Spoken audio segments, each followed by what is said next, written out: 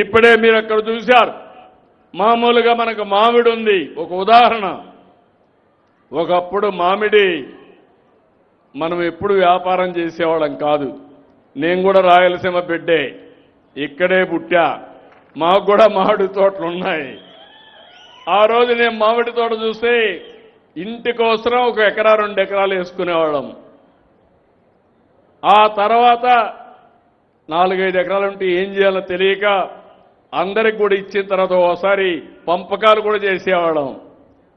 ఎవరికైనా మనకు పండ్లు వస్తే, మామిడి పండ్లు వస్తే ఊర్లో వాళ్ళకి అందరికీ 1 పుట్ట 2 పుట్టలు ఫ్రీగా ఇచ్చేవాళ్ళం. అది మన సంస్కృతి. తర్వాత ఆలోచించిన తర్వాత ఎవరో ఒకరు వచ్చేవాళ్ళు బయట నుంచి, మీ తోట మేము కొంటామని. అప్పుడు వాళ్ళకి ఇచ్చేవాళ్ళం, ఓకే కొనుక్కొని ఇంత డబ్బులు ఇస్తారని. అక్కడి నుంచి వాణిజ్య పంటగా తయారైంది మామిడి. మీరు గుర్తుపెట్టుకోవాలి, అంత మునుపంతా కూడా ఇవన్నీ ఉండేటివి కాదు. అక్కడి నుంచి వాణిజ్య పంట అయితే ఈరోజు మామిడి కానీ నేను చూశాను, మామిడికి తెగులు వస్తుంది.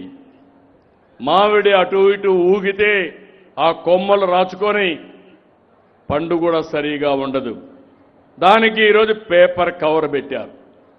పేపర్ కవర్ పెడితే పోయినసారి రేట్లు బాగా పడిపోయినాయి.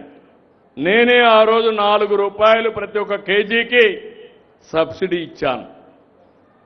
సబ్సిడీ ఇచ్చి రైతులు కాపాడుకోవడానికి ముందు ఎవ్వరు ఇవ్వాలా, తెలంగాణ ఇవ్వాలా, లేకపోతే తమిళనాడు ఇవ్వాలా, కర్ణాటక ఇవ్వలేదు, మనమే ఇచ్చాం.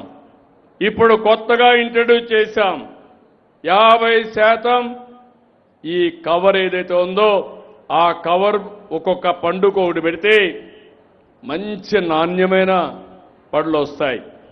పోయిన సంవత్సరం అందరికీ 7,000, 8,000, 5,000 వస్తే ఈ కవర్ పెట్టిన వాళ్ళకి 40,000, 35,000 వచ్చాయి. ఇప్పుడు మీరు చూస్తే ఇంటర్నేషనల్ మార్కెట్లో డిమాండ్ పెరిగి 1 టన్నుకు 1,40,000, 1,30,000 వస్తున్నాయంటే అది మన పంటకుండే విలువ. ఆ విలువని పెంచడం మీ అందరి బాధ్యత. దానికి సహకరించే బాధ్యత నాదని మీకు తెలియజేస్తున్నా. అందుకే భవిష్యత్తులో ఒకటి హామీ ఇస్తున్నా, రాయలసీమని హార్టికల్చర్ హబ్గా తయారు చేస్తాం. కేంద్రంతో మాట్లాడాం, 30,000 కోట్ల రూపాయలు ఇవ్వడానికి సిద్ధపడ్డారు, అది కూడా తీసుకొస్తాం. అదే సమయంలో ఇంకొక 70,000 కోట్ల రూపాయలు పెట్టుబడులు తీసుకొస్తాం ప్రైవేటుగా.